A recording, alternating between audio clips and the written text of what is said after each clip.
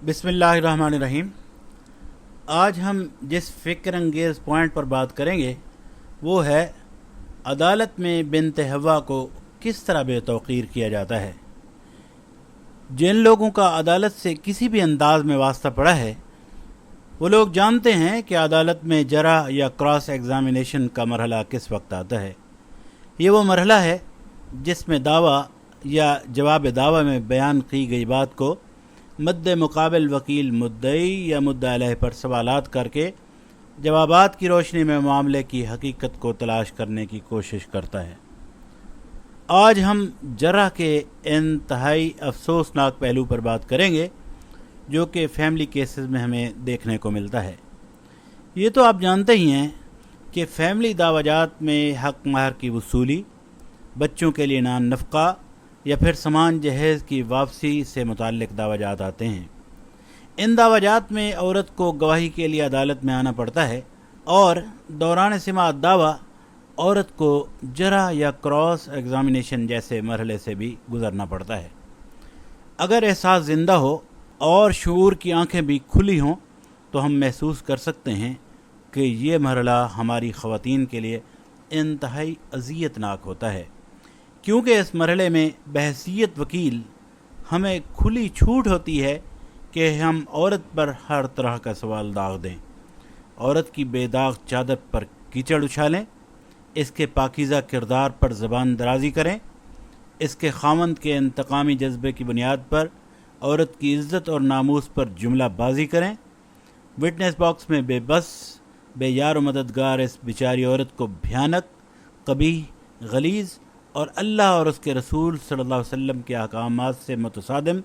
सवालों के जवाब देने होते हैं। अगर आप फैमिली मामलात के इस भयानक मंज़र पर शऊरी तौर पर गौर करें तो आप देख पाएंगे कि हमारा मुआशरा पस्ती के इंतहाई दर्जा की हद तक गिर चुका है। हकीकत ये है कि हम अपने रब के मद्दे मुकाबिल खड़े हो गए हैं। बहसीयत कौम, अगर हमारे आमाल कबीहा की असल शक्ल देखनी हो तो हमारे थानों और कचहरियों का माहौल आपको ये मंजरनामे पेश कर सकता है, लेकिन शर्त यह है कि देखने वाले का एहसास व शऊर बेदार हो। दौरान मुशाहदा देखा जा सकता है कि हम किस तरह अल्लाह और उसके रसूल सल्लल्लाहु अलैहि वसल्लम की तालीमात से मुतसादिम हैं। अदालत में किस तरह जहर आलूद ज़बान से कटहरे में मौजूद उस औरत को बेतौक़ीर किया जाता है जो अपने ही खामन के बच्चों की माँ और अपनी ज़िंदगी के जवानी के बेहतरीन अय्याम अपने खामन की नज़र करने के बाद दूसरों की लगाई गई आग से अपने ही घर की बर्बादी के बाद अपने ही खामन से कह रही है कि मेरा वो सामान तो वापस कर दें जो मैं अपने वालिदैन के घर से लाई थी। हमें अपने फ़न का मुज़ाहरा करना होता है। दौरान जरा हमारी ज़बानों से निकलने वाले शोले विटनेस बॉक्स में मौजूद उस औरत पर आग बन कर टूटते हैं। मेरा मुवक्किल यानी बीवी का खामंद अपनी अना की जीत की धुन में मस्त होता है। मामला सामान जहेज़ की वापसी का हो तो हम उसके वालिदैन की तरफ से साल हा साल जमा की गई जहेज़ की अमलाक का भरी अदालत में मजाक उड़ाते हैं, हत्ता कि हम उसके तन के कपड़े भी गिन लेते हैं ताकि हिसाब वापसी सामान जहेज़ में माइनस प्लस किए जा सकें। एक बेबस औरत गवाही के कटहरे में अपने वालिदैन की ज़िंदगी भर की जमा पूंजी से इकट्ठा किया गया सामान जहेज़ की वापसी के लिए खुली अदालत में एक मजाक का मंजर पेश कर रही होती है। हम तो उसे ये भी कह लेते हैं कि बीबी, जिस वॉशिंग मशीन से अपने खामंद और उसके बच्चों के कपड़े तू धोती रही है वो मशीन तो कभी सामान जहेज़ में आई ही नहीं थी। ये वो मरहला है जिसके आने से कबल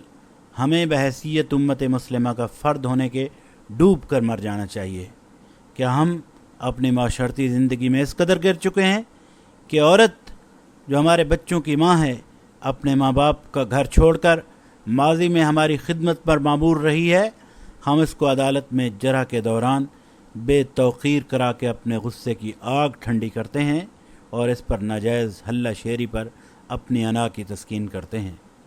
ठीक है, तलाक आखिरी ऑप्शन है और अगर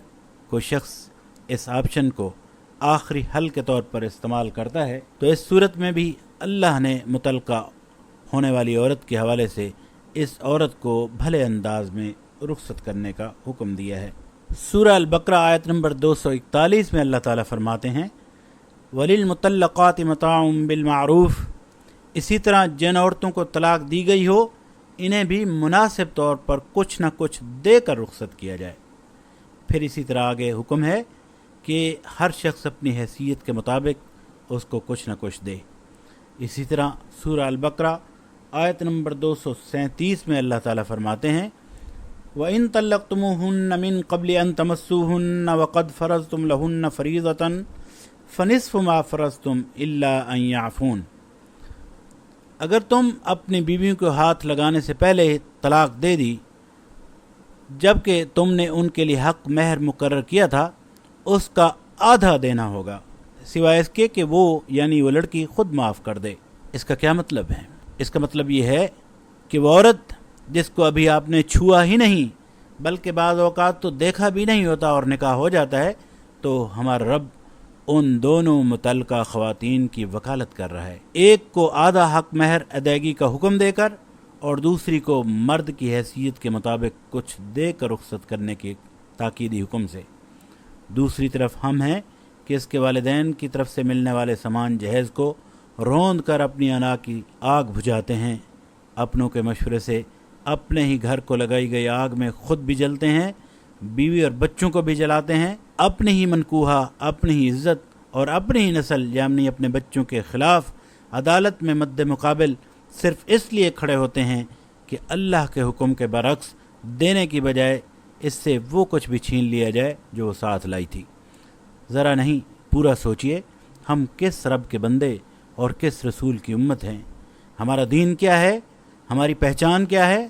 اگر میں حقیقت عرض کروں تو حقیقت یہ ہے کہ ہماری انا اور ہماری خواہش نفس ہمارا رب ہے، ہمارا دین دین بنی اسرائیل بن چکا ہے اور ہم اپنے رب کے احکامات کے خلاف مقابلے پر اتر آئے ہیں۔ ہمارا ہر گزرتا دن ہمیں موت کی طرف لیے چلا جاتا ہے، ہم اپنے رب کو کیا جواب دیں گے؟ اگر ہم سمجھتے ہیں کہ اللہ ہی ہمارا رب ہے اور آپ صلی اللہ علیہ وسلم ہی ہمارے نبی ہیں تو پھر فیصلہ کرنے میں جلدی کیجیے کہ ہمیں اپنی پوزیشن سے سرنڈر کرنا ہوگا، اپنے معاملات کو عدالتوں سے موڑ کر قرآن و سنت کے احکامات کے سانچے میں ڈھالنا ہوگا۔ اللہ نے عورت کو آپ کی زوجیت اور نکاح میں دیا ہے، اس کو بے توقیر کرنا، اس کو تضحیک کا نشانہ بنانا، اس سے انتقام کی ٹھان لینا، زمانے میں اس کو رسوا کرنا اور عدالتوں کے ماحول میں اس کو گھسیٹنا سوائے مردانگی نہیں بلکہ اللہ کے قانون سے کھلی بغاوت ہے۔ اختلافات ہر گھر کی زینت اور زندگی کی علامت ہیں اور ان کا حل قرآن و سنت میں موجود ہے۔ ہمیں اختلافات کے حل کے لیے اپنے رب کے احکامات کی طرف پلٹنا ہوگا کیونکہ بہتری کا یہی ایک ہی راستہ ہے اور اسی میں ہی ہماری معاشرتی بقا